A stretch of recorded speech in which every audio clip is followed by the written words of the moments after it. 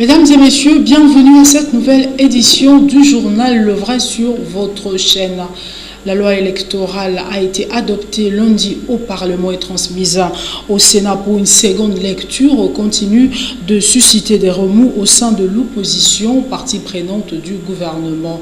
L'introduction du seuil de représentativité est au cœur des critiques. Celui-ci prévoit que les partis, regroupements politiques ou candidats indépendants devront désormais justifier d'un seul minimum de 1% des suffrages exprimés au niveau national pour remporter des sièges au Parlement. Pour l'opposition, cette disposition menace les petites formations. Autre disposition critiquée par l'opposition, l'introduction d'un cautionnement électoral dégressif selon le nombre de sièges visés qui avantagerait les formations politiques les plus riches. La majorité présidentielle, Jess Numbi, invite les acteurs politiques à la retenue car la loi électorale votée au Parlement sert surtout à éviter des candidatures fantaisistes. Il est communicateur de cette plateforme. Suivez, il est au micro de Guillaume Samba et Belgodon Mouton. À en croire Jess Numbi, la loi électorale est un pas vers les élections crédibles et transparentes. Si, c'est une loi très déterminante et qui met des contraintes qui ne devrait pas satisfaire tout le monde. Vous savez très bien que dans l'objectif de l'élaboration de cette loi, c'était de pouvoir assainir le milieu, l'espace politique. Vous savez, la démocratie doit être protégée. Il est important que nous puissions, que le peuple comprenne que le principe n'est pas démocraticide, c'est pas que l'on voudrait tuer la démocratie, mais plutôt sauver la démocratie et pouvoir avancer. Par ailleurs, l'homme invite la classe politique à ne pas tergiverser, car la démocratie implique aussi des innovations. Je pense que pour tous ceux-là qui refusent ou qui posent encore des problèmes, c'est pas par le principe, mais c'est peut-être par rapport à certains taux.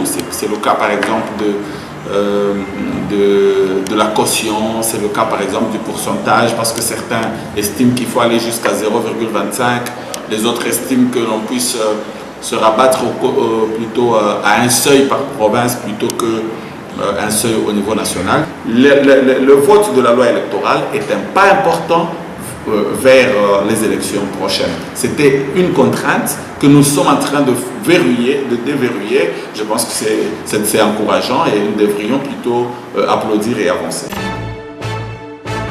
Après la marche du 30 novembre du RASOP, la Lucha dénonce l'exclusion de quelques étudiants. Il s'agit de Ngandou Élysée, étudiant en L1 Math Info à l'université de Kinshasa, Dazé Calvin, étudiant L1 Droit, et Kabassé Les Kabongo, étudiant en G3 Géologie.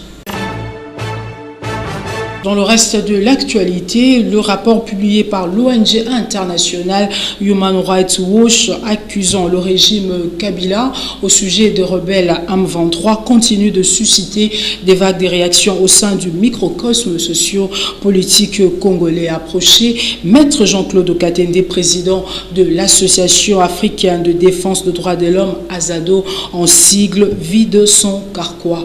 Paulin Kamaïndra, lisons Kiassi, regardez.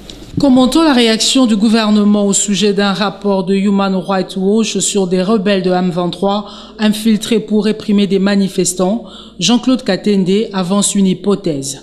Devant des faits aussi graves, un gouvernement responsable prendrait le temps d'examiner la situation pour voir quelle est l'orientation qu'il faut prendre. Parce que si plus tard il est confirmé que les faits sont vrais, les autorités congolaises, le gouvernement congolais doit en principe démissionner. Poursuivant sa réflexion, l'homme donne des pistes, des solutions. Si ces faits sont vrais, nous ne pouvons que nous poser la question de savoir comment en sommes-nous arrivés à confier la gestion de notre pays aux personnalités qui vont recruter des miliciens pour venir tuer les Congolais, les Congolaises qui leur ont fait confiance en 2011 en leur confiant la gestion de notre pays. Nous, les Congolais, nous devons prendre en compte, mais aussi travailler au niveau national et international pour que des enquêtes soient initiées par des institutions judiciaires, notamment le cas de la CPI, pour que les personnalités qui sont impliquées dans ces recrutements, qui a occasionné la mort de plusieurs personnes en République démocratique du Congo, soient poursuivies et condamnées. D'une réaction à une autre, après avoir été arrêté et molesté puis jeté en prison lors de la marche pacifique du 19 septembre 2015, Moïse Monidela avait en son temps accusé Joseph Kabila et le général Tango Faure d'avoir des accointances avec le mouvement rebelle du M23. Le président de CONAD dit ne pas être surpris du rapport de l'ONG internationale Human Rights Watch. Paulin Kamaïdou, suivez. Oui, je l'ai dit. Au lendemain de ces massacres, je dis, il y avait des gens bizarres dans les camions parce que on m'a entraîné dans plus de 8 couloirs de la mort. Je dis bien 8. Je n'étais pas le seul, mais j'étais le plus visé. Et il y avait des gens qui n'avaient rien de policiers, de militaires qu'on a l'habitude de croiser. Et ça m'a tiqué déjà à l'époque. Parce qu'ils avaient un regard bizarre, ils avaient un comportement bizarre, et on risque même de soupçonner que c'était des gens qui sont venus juste pour tuer. Et je l'avais dit. Je n'ai pas entendu, voilà, que moi, pour vous devoir de mémoire, vous devez dire qu'à la date du Moïse Monidela, parce que j'ai porté plainte pour ça. Parce qu'il y a eu des massacres perpétrés, mais je ne crois pas que c'est une police, c'est la police normale. Et Tango Faure, lorsque je le cite, c'est pas pour rien. Il était en acquaintance avec tous ces milliers-là de groupes armés. Ça, vous le savez. Et il a même vendu des armes à ces groupes. C'est pas moi, encore une fois, ce n'est pas moi qui ai dit ça. Ce n'est pas l'opposition. Il a été même suspendu à cause de ses acquaintances avec les groupes armés. Mais aujourd'hui, qu'on les cite comme étant celui qui a recruté, je crois qu'il n'y a rien de surprenant. Devoir de mémoire. Oui, devoir de mémoire. Nous avons ces devoirs-là de témoigner. Et l'histoire du pays nous sera sans appel, nous va nous condamner sévèrement, parce qu'il faut craindre le jugement d'histoire.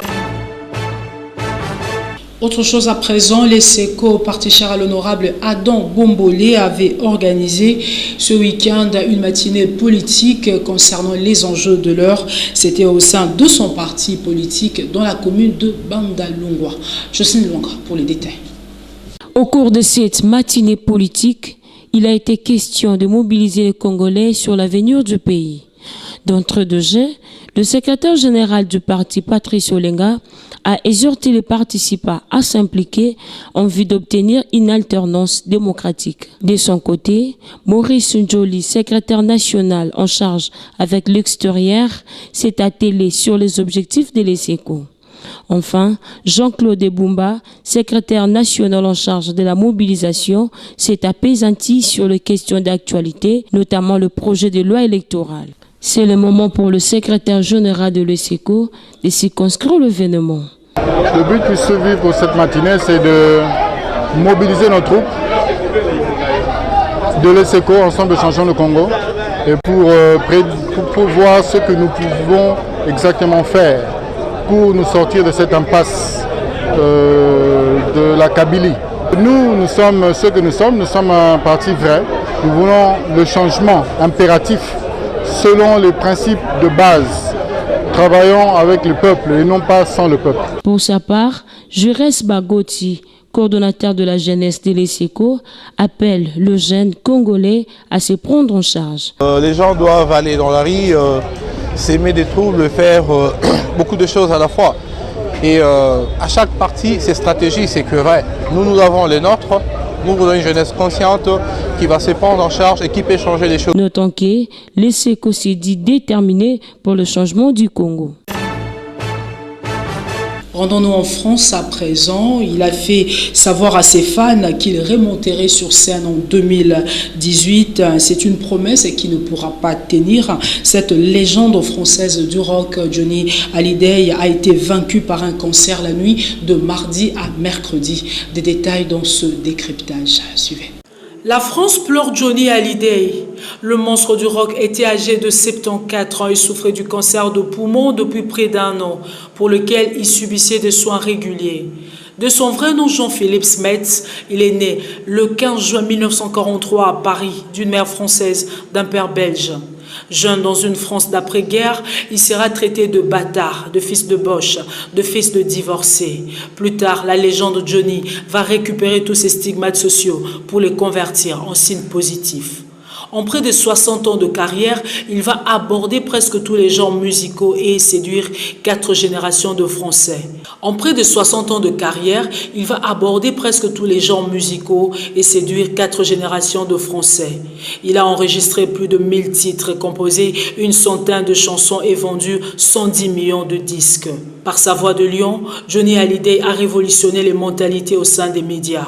Grâce à lui, des femmes à la voix non angélique ont pu accéder à des postes de présentatrices télé tout comme à la radio.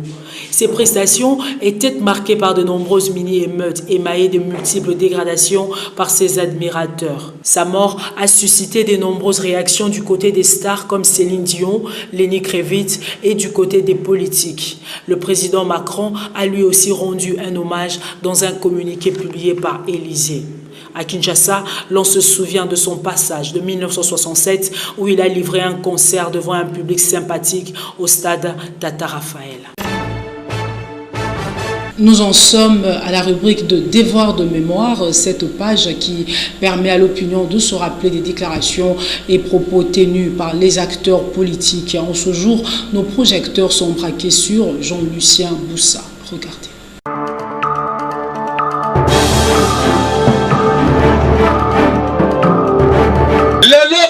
Calendrier bimi.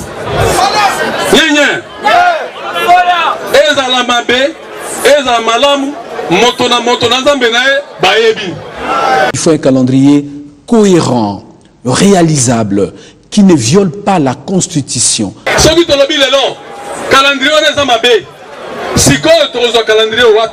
On est incompétent, on démissionne, s'il vous plaît.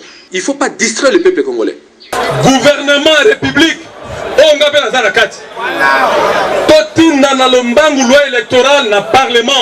Ce gouvernement est né d'une agression régulière du Rwanda, de l'Ouganda, du Burundi. C'est ça l'AFDL. On a besoin d'un fichier correct, c'est clair. Quand on l'a réclamé, les gens ont été tués aussi le boulevard du 30 juin. Rappelez-vous, j'ai vu un jeune homme de l'IDPS avec un bras arraché. Makila et Tanguy.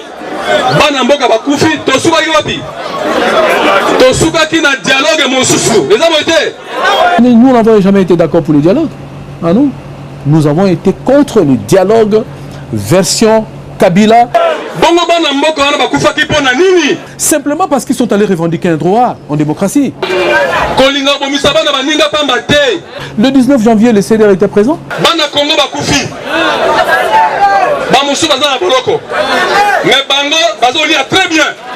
Article 64. Il faut barrer la route à cette tentative, énième tentative de glissement. Article 64. Il faut barrer la route à cette tentative, énième tentative de glissement. Beaucoup d'enfants congolais sont morts parce qu'on leur a dit l'élection peut être tenue à telle date ou à telle autre date. En réalité, ces populations sont mortes pour rien. La médiocrité d'une certaine élite est telle que lorsqu'elle arrive au pouvoir, tout ce qui l'intéresse, c'est d'en faire plein de poches. Et oublie carrément les Congolais. Les acteurs politiques n'y ont pas dit que l'élection est en 2000. Lorsque vous voyez un opposant devenir le chantre du discours de la majorité, du projet de la majorité, posez-vous des questions. Et regardez 6 mois après ce qu'il devient.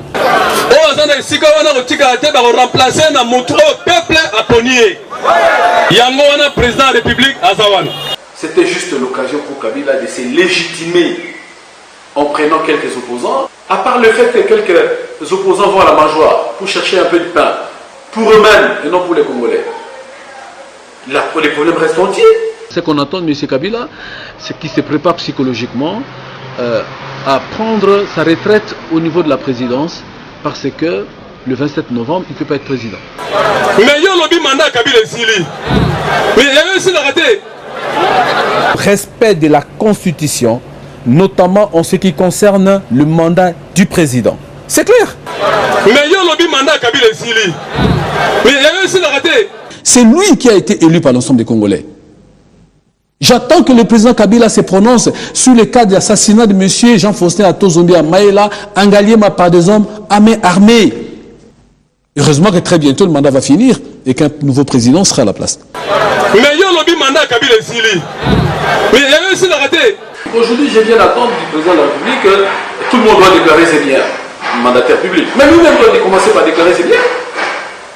Lui-même, les membres de sa famille et toute sa cour. Aujourd'hui, les millionnaires au Congo, c'est le chef de l'État, c'est le premier ministre, c'est les ministres de ceci et cela.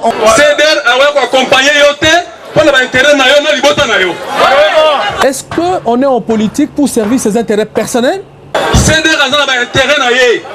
Est-ce qu'on est en politique pour servir ses intérêts personnels? C'est vraiment être dans la fumée. Si on ne peut pas, à la limite, vous traiter de fou. La médiocrité d'une certaine élite est telle que, lorsqu'elle arrive au pouvoir, tout ce qui l'intéresse, c'est d'en faire plein de poches. Et oublie carrément les Congolais. L'élite mouton, les élites moutons, c'est ce qui tue la République démocratique du Congo.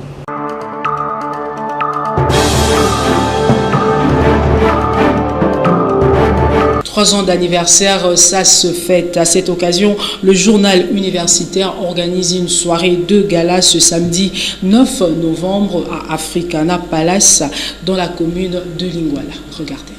Joyeux anniversaire. À l'occasion du 3e anniversaire du journal universitaire sous le haut patronage de son excellence Steve Mbikaï, ministre de l'enseignement supérieur et universitaire, le journal universitaire organise une soirée de gala le 8 décembre dans la salle des banquiers de l'hôtel Africana Palace. Au programme, remise des diplômes de mérite et des reconnaissances aux universités et instituts supérieurs qui ont matérialisé la révolution et la modernisation de leurs sites universitaires, la visibilité et la réhabilitation concrète de leurs institutions. Venez vivre la soirée de l'université congolaise à Africana Palace le 8 décembre avec le journal universitaire, car les informations éducatives, c'est nous. Place à présent à l'invité du vrai journal. Suivez. Honorable Jean-Bertrand Ewanga, bonjour. Oui, bonjour, monsieur. Invité du vrai journal, président du FCR, vous étiez un peu pris dans les manifestations qui ont, selon la majorité, été un échec réprimé par la police. Nous savions qu'ils allaient déployer tout ce qu'ils ont prévu comme armada pour étouffer notre population, mais il y avait cette possibilité de faire d'une pierre deux coups, c'est-à-dire, faute de la marche, la ville morte, mais la marche, il y a eu un début de marche. Vous avez été pris. J'étais attrapé en train de marcher. On vous a emmené. Comment on vous a pris? Dites-nous-en un peu. Non, parce que je quittais chez moi en direction du siège de l'UDPS où nous devions nous retrouver avec le leader du RASOP. Et quand j'arrive là, je trouve M. Fayoulou, honorable Fayoulou, le secrétaire général Kabound, le docteur Morli Chaudieu du MCR et M. Ngoy Christopher et les autres. Et voilà que je suis informé que les miens qui se trouvaient au pont Matete sont attaqués et précipitamment je suis sorti parce que je voulais vérifier à bord de ma voiture. Arrivé à la hauteur de la 15e rue, c'était difficile de continuer. J'ai rebroussé le chemin pour atteindre la 10e rue et j'ai demandé au chauffeur de garer la voiture à côté. Et c'est dans les entrefaites qu'avec mon compagnon, nous avons été kidnappés comme des malfrats, jetés dans la Jeep de la police. En dépit du fait que j'ai dit que j'étais député, bon, ces gens, je ne sais pas, ces policiers, mais il faut les comprendre, ils étaient d'abord très nerveux parce qu'ils n'ont pas mangé. Vous savez, tous ces mots qui sillonnent la ville de Kigne à bord de ces jeeps, on ne leur donne rien, même pas de l'eau. Ils étaient, parce qu'à la fin, ils nous ont dit écoute, il faut comprendre notre réaction parce qu'on ne nous donne rien, on ne mange pas. Et puis il faut aussi voir les conditions dans lesquelles les militaires et les policiers dorment, dans des morceaux de tôle ramassés par-ci. Faites la visite de camps militaires et vous allez vous rendre compte. Donc c'est pour dire que ce sont déjà quelque peu dressés contre les manifestants et tout peut arriver. Pendant ce temps, le président du Rassemblement qui devait mener les troupes, lui, il s'est caché chez lui. Non, pas se cacher. Vous avez suivi qu'il était au grand matin encerclé. Et tous les centimètres étaient bouclés et qu'il y était difficile de sortir. Mais est-ce que c'était bien, c'était normal pour lui de rester à la maison sachant que cette journée-là il serait pris? Est-ce que c'était pas fait sciemment? Est-ce que c'est normal que dans un état de droit, quelqu'un qui organise une manifestation pacifique puisse fuir sa résidence parce qu'il y a la police qui va venir l'empêcher de sortir? Un mal et demi, il fallait qu'il puisse prendre des dispositions. Je crois que vous l'avez suivi et nous ne considérons pas ça comme une défaite et nous allons récupérer la situation pour de prochaines occasions. Vous avez lancé pour le 19 décembre, mais pendant ce temps, les de mobilité. Une marche de sommation, mais pendant ce temps, on apprend encore que les mêmes ont déjà pris les avions pour l'Europe. Compliqué, hein? Qui va rester mobilisé? Mais nous sommes là. Qu'est-ce que vous voulez? Nous sommes là, nous travaillons. Vous ne craignez pas d'être traqué cette fois-ci par les rebelles du M23, selon le rapport de Human Rights Watch, qui ont été recrutés pour mater les manifestations? Mais moi, je crois qu'il faut faire confiance à ces gens de Human Watch. C'est quand même un service ou bien une structure qui fait un travail très fouillé. Des gens ont été interrogés. Les gens ont été interrogés et nous savons que dans notre armée, comme dans notre police, comme dans nos services de sécurité, c'est plein d'étrangers, c'est connu. Bosco Tangana, un exemple que je te donne.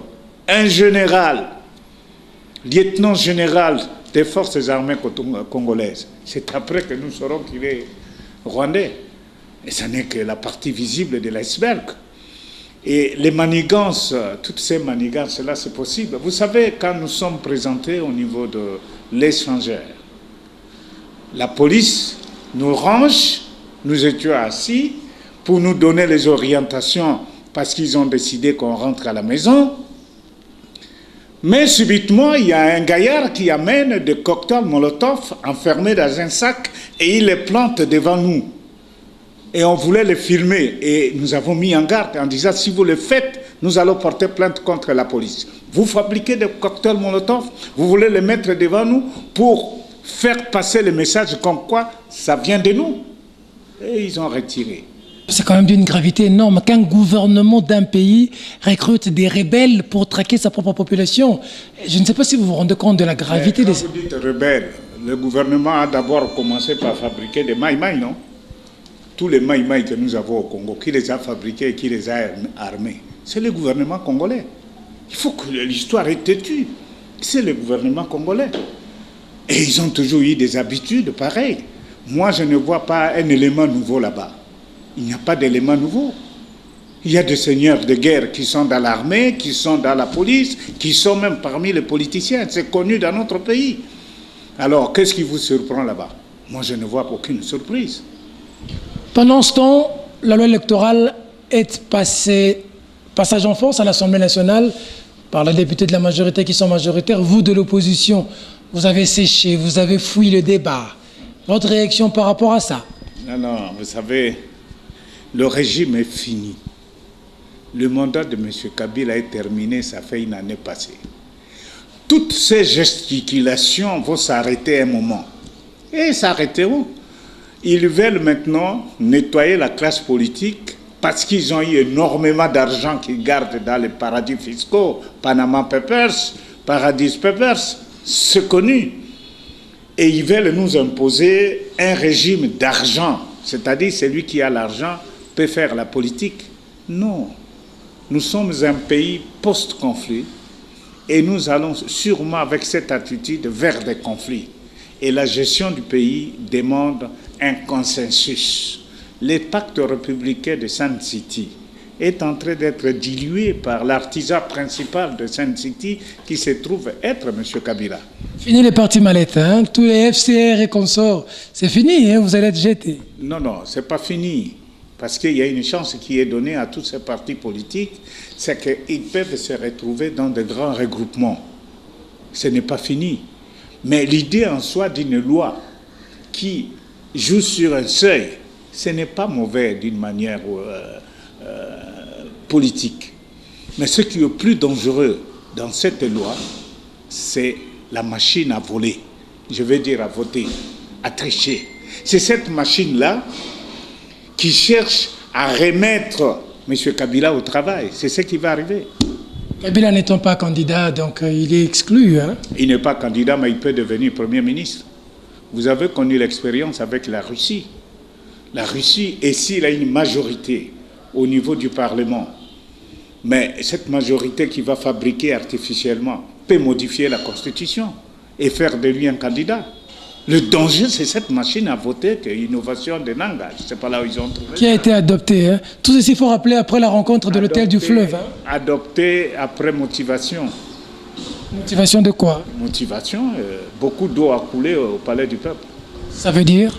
Ça veut dire que l'eau, quand vous buvez beaucoup d'eau, vous voyez ce que ça fait. Ça fait gonfler le ventre, non? On parle de 2500 $. Vous aussi, vous avez perçu? Non, moi, je suis d'abord de l'opposition et je n'ai pas parlé d'argent, mais je sais que l'eau a coulé au palais du peuple. Dites-nous en plus. Mais ça veut Comment dire... ça se passe quand il y a des lois comme ça? On vous donne de l'argent? Parce que ça s'exprime dans le vote où vous avez 280 personnes qui votent une loi la nuit et précipitamment.